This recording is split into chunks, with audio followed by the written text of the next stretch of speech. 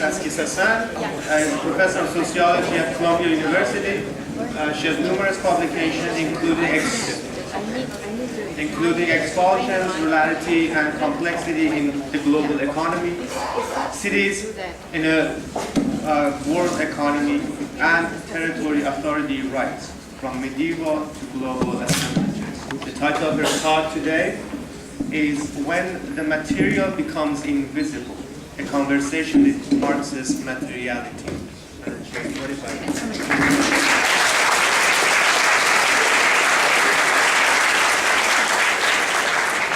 Since this is the last panel before we have the keynote by Wallerstein, I want to acknowledge Marcelo Musto, who has really done so much work to organize this conference.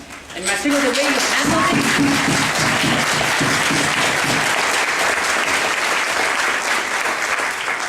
I think you should consider running a little country. Start with a little country. You were really quite astounding. Now, I was asked to talk about what has changed today, and particularly clearly things that are relevant to Marx not having noticed, addressed, he couldn't, or perhaps how would he? So, I'm just going to ramble a bit. So the first point that I find very interesting is the way certain dynamics emerge and new formations. Sort of in the West, the West narrowly defined in the 1980s, when deregulation, privatization, and a certain kind of globalization set in. This actually spreads to quite a few parts of the world. So when I say the West, I will mean it in a rather broad, there are countries in Asia, countries in Africa, and countries in Latin America, certainly, that also experience that. And one key mode of this change is that we shift from a certain, and let's just think North America to simplify the condition that I'm addressing, because we all know it, that we shift from a logic that is actually an ironic capitalism, which is the capitalism really of the 20th century until the 1980s. I say ironic because even the nastiest firm wanted the state to enable consumption, wanted, etc., that the sons and daughters would do better than the parents, because mass consumption was the dominant logic, not the only one, but the dominant logic. What happens in the 1980s is a radical break with that.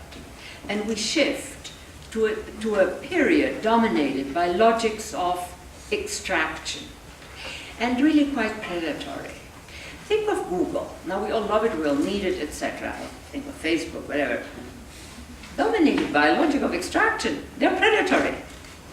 So Google captured information, took it, didn't ask, didn't have to ask, we didn't even notice, of all of us, about all of us, and then sold it to firms, and constituted its first few billions with minimal effort and very quickly. That was extractive. So extractive is not just mining. Extractive takes many, many forms. And when you begin to look at some of our current economic, very advanced economic sectors, you see that there is quite a bit of that kind of extractive logic involved. Well, I think I have to move this here. Now, before I move into that, I want to just quickly address the question of method.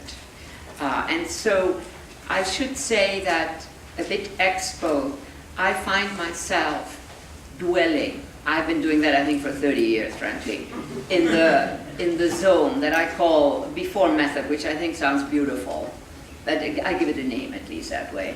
And so one way of thinking about it is that you position yourself at the fuzzy edges of the paradigmatic, whatever the paradigmatic might be. And so the practices that you engage there, I call them, because I love those words, analytic tactics. You can also choose, if you prefer, a tactical analytics. I already sound like a salesperson here. But so the center of the paradigm, I would argue, would not allow you to capture some of the transformations that are happening today, which do not fit, which Marx could not have probably focused on because they were not there. And so I have very little time to make this argument. I'm also writing a book about that, so there you have more details. But so I'm going to be a bit brutal, a bit elementary. It happens, you know, that one has to do that in order to get at some of these issues. Now, just to sort of illustrate a bit, what are these analytic tactics? So one is, I find, the need to actively destabilize stable meanings. No meaning is stable forever, but when I look at a lot of what the social sciences are generating, there is a kind of stability which renders invisible this shift that I see happening in the 1980s within capitalism, not you know, outside capitalism. So in that sense, the need to actively destabilize. What is the state? What is the economy? What are we naming when we use these terms? To me, they're very ambiguous. Now, a second one is, you know, powerful explanations. It's like a sharp center of light on a dark street. The sharper the light, you see better what is inside, and the more difficult it is to see what is outside of it. So I want to be in the shadows. I don't want to be in the center of light. So in that sense, you know, the shadows of powerful explanations. And when I was thinking about this invisibility bit with Marx, I realized that there are a whole set of issues that Marx does not see. He does not see the city.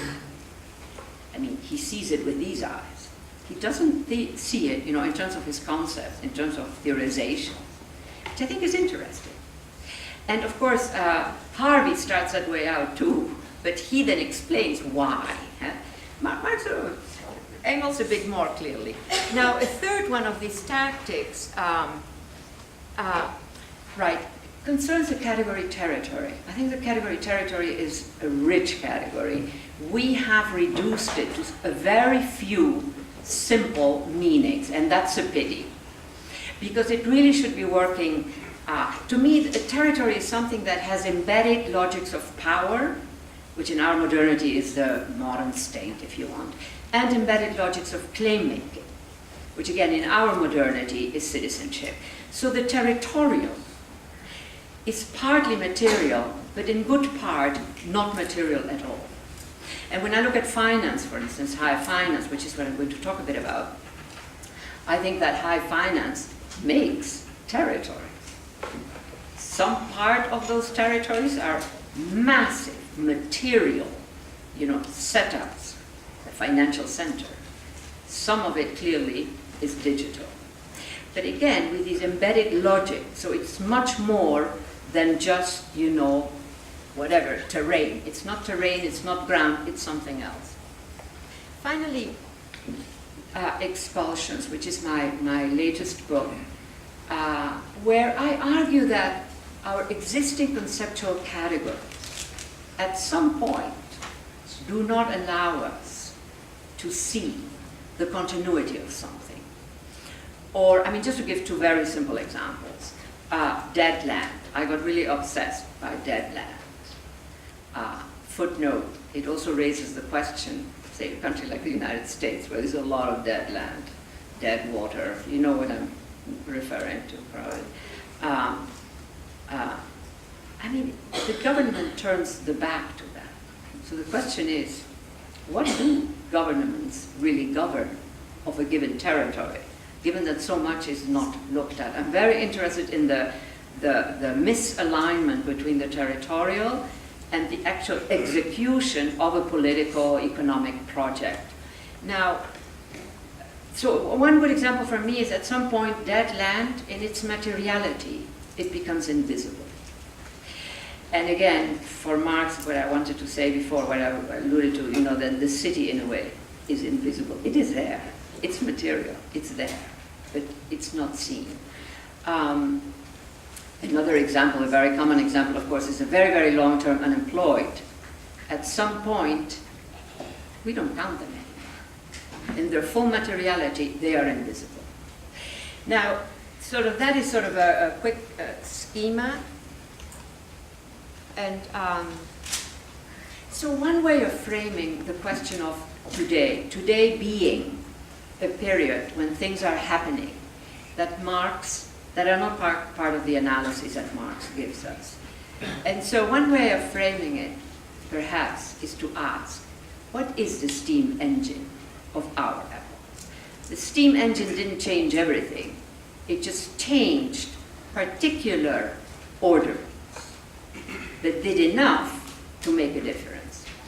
And so one image that I like is if you could have flown over England, and I mean England, not the UK, England, in the late 1700s, early 1800s, you would have seen a green rural economy. But the sheep, very rural until then, but the sheep on top of that green hill was not rural. It was already situated in other circuits that connected it to the textile factories in the cities. So the issue that I want to get at is, how do complex systems change? And they change not by changing everything, but by changing a few elements, a few critical elements. And so in my invisibility bit, that I'm really not going to have a lot of time to develop here, that is one of the issues that I'm trying to get at. Now, coming back to the steam engine of our epoch, people usually say the digital when I let them, give me answers. I think the digital was, no, when there is time, I'm not that type. But the digital was that 30 years ago. The digital has been with us for about 40 years. But not today. I think today it's infrastructural, necessary but indeterminate. The question with the digital is, how do we use it? That's the question for infrastructure. Necessary but indeterminate. So I argue that the steam engine of our epoch is high finance, algorithmic math, basically, and the digital. And so I want you to look at this curve, this graph there, and look at the growth. I can't quite see it from there, but so it goes from less than $1 trillion in 1919, in 2001, to 62 trillion in 2007. Think of anything that has that growth curve. I'm going to be very curious to hear, do you know of anything that has that growth curve? Anybody? Colonies of bacteria. Very good. Now that could be a possibility, that's right. But in the economy, now that may eventually enter in the economy as well. In the economy, there isn't. So, and this is just one little element. Now, confronted with these kinds of figures, when I deal with high finance, which I should clarify here very quickly, it's radically different from traditional banking. So one way of putting it is, the traditional bank sells something it has, money. We all need it. It's commerce. Finance sells something it does not have. And in selling what it does not have lies its brilliance. It's got to invent, and also its danger. So for instance, now that students have $1 trillion debt, right? The tradition of, and a law, they managed to pass a law that debt can never be excused or forgiven. So the traditional bank, confronted with $1 trillion, can do anything with it. It is not about debt, it's about selling money. Finance knows what to do with it, and does. And so $1 trillion debt, what does that matter that it's debt? And they're there forever, because the students cannot escape that debt. It can work with that. So in that sense, high finance, algorithmic math, very fancy, is actually an extractive sector, I argue. So that is something that Marx did not see. Now, again, let's, in the discussion, perhaps if there is somebody who disagrees, I would love to hear that, because I really care about. But in my reading, that is not part, it is simply not part of the setup at that time. Speculation, yes, but that's different from this. Now, let me add a few more elements. Those 62 trillion, this is US dollars, which sometimes are really very low, but they were not too bad at that point. But that is more than global GDP of all the countries in the world at that moment, which was 54 trillion. It was also much more than all the currencies issued by all the central banks in the world, a very wobbly measure, because, in many countries these currencies go up and down. So these are elements that Marx, in looking at the economy, could not have gotten. Now, continuing, this little bit there that grew so it's almost vertically, if you want, from less than 1 trillion, 62 trillion, that was just 10% of finance at that point. Finance was almost 600 trillion. Today it's over a quadrillion. Global GDP of all the countries in the world, 200 trillion. The currencies issued by all the governments, blah, blah, about 400 trillion. So these trillions, these zeros also, they're just, it's a revolution of zeros. But these are elements that in the epoch that Marx is writing and analyzing, thinking, etc., it just wasn't there. And this notion that very advanced forms of knowledge, and this is more a question that I have in a way, that very advanced forms of knowledge could be predatory, could be, truly dangerous. That is already something I think where we see in Marx an understanding of that. I am very curious, I would be very curious to see, how would Marx fit what I'm describing here about finance? In other words, it sells something it doesn't have, it's extractive, blah, blah. How would that fit in his theory? And again, I invite you to sort of think about it. Now, this is something that, again, didn't exist then. He knows a lot about the stock market. According to Bernanke, who was the head of the Fed, the central bank of the United States, when he steps down, he says all the good things that are happening, blah, blah, blah, and he says, and there are two intractables, and I want to quickly describe them to you, because again, they are formations, products of our epoch, for a whole variety of reasons. So, those dark pools, that's not my term, that's the term that is sort of used in the business, so to speak.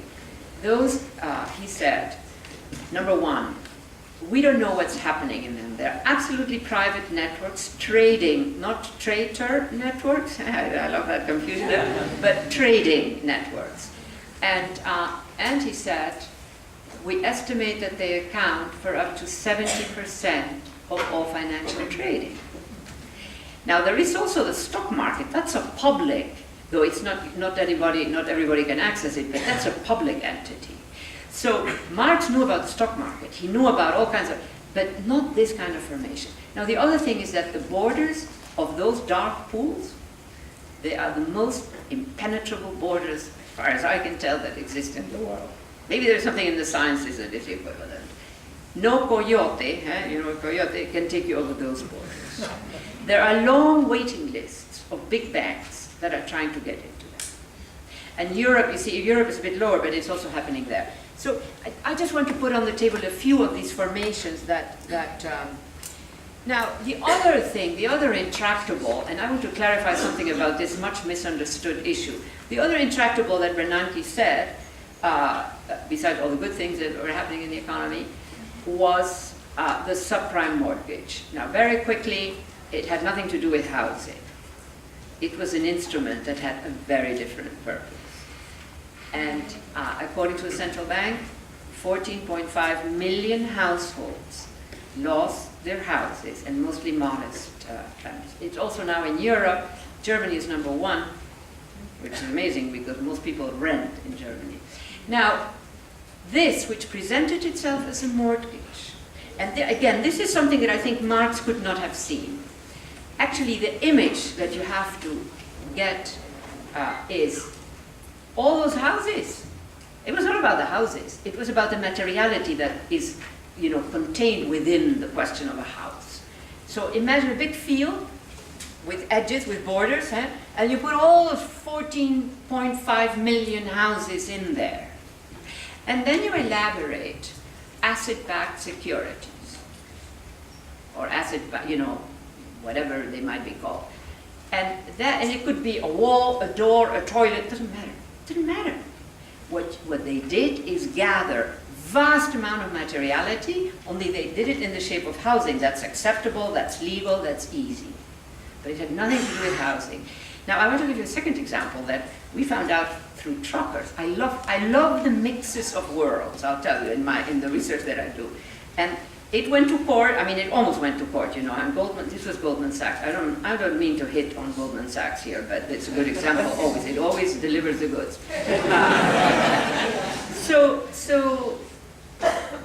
So we're doing field work. Doesn't matter where exactly, etc. And the truckers begin to talk. They say, I don't know what's happening, but every day we have to move this huge sheet of aluminum from one warehouse to another, and then I don't know what they're doing.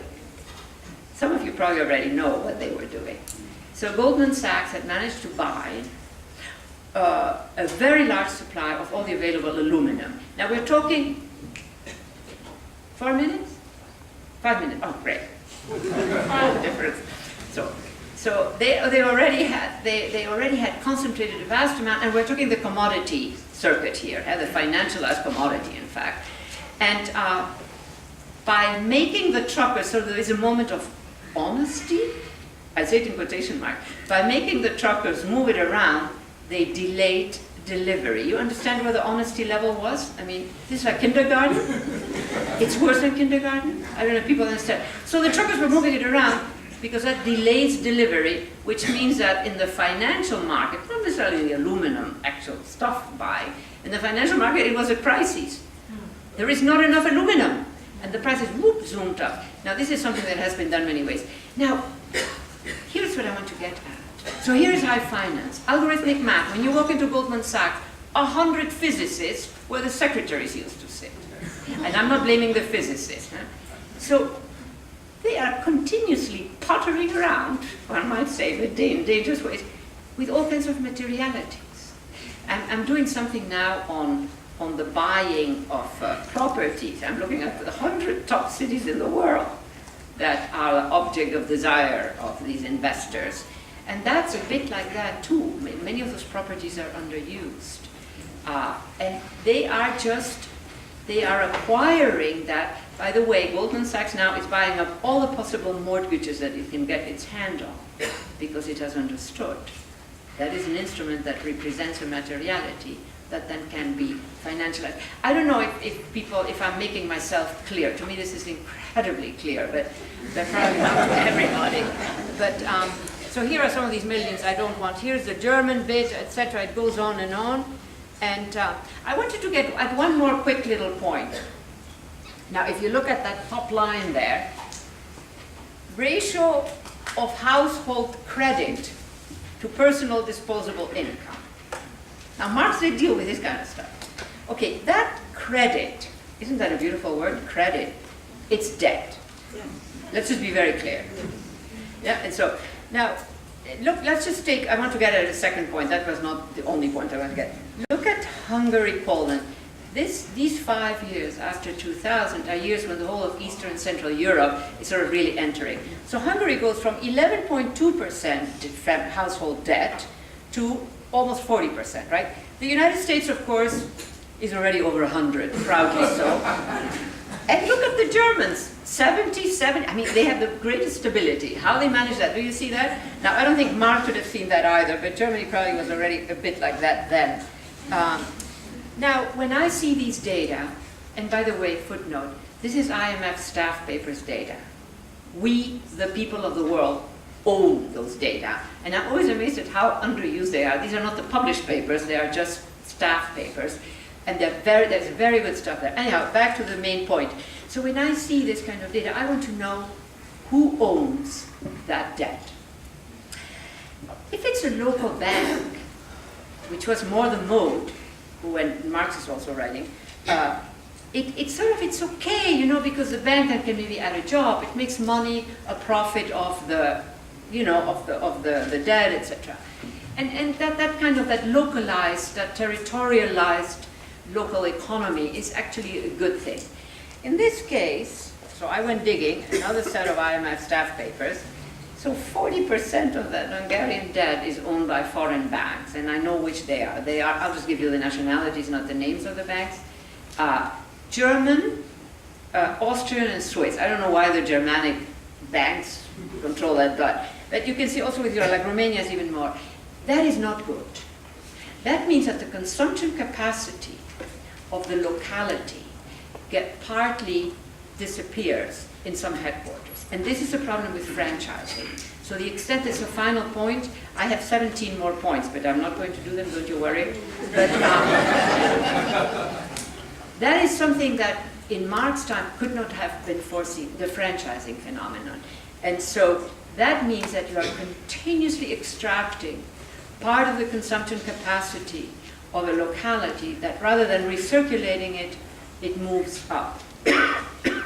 And so my rhetorical question, and I end with this, is, it is also about franchising, by the way. Do we really need a multinational to have a cup of coffee in the neighborhood? You know what I'm